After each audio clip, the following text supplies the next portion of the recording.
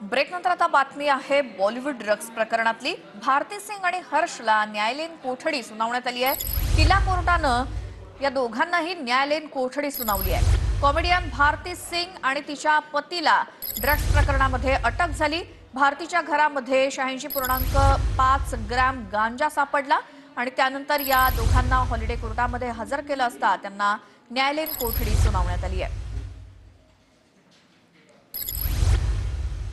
या संदर्भातली माहिती घेण्यासाठी थेट जाऊयात गिरीश गायकवाड आमचे प्रतिनिधी आपल्या सोबत आहेत। गिरीश, काय अपडेट मिळतात यातले?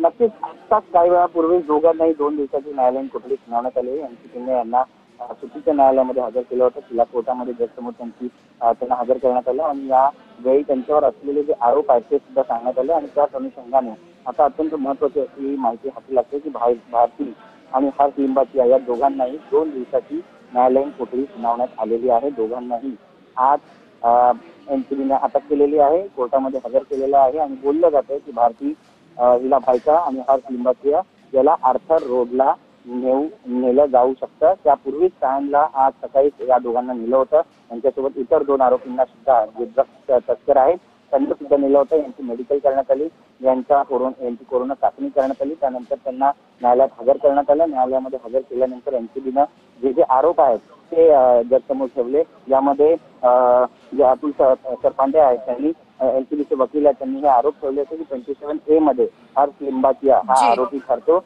आणि फायनान्स करणं हा सगळ्यात मोठा आरोप जो आहे तो त्याच्यावरती हर्ष लिंबाचियावर करण्यात आलेला आहे की त्याने ड्रग्ज पेडलिंग करिता पैसे दिलेले आहेत, पैसे खर्च केलेले आहेत आणि फायनान्सच्या अँगलने।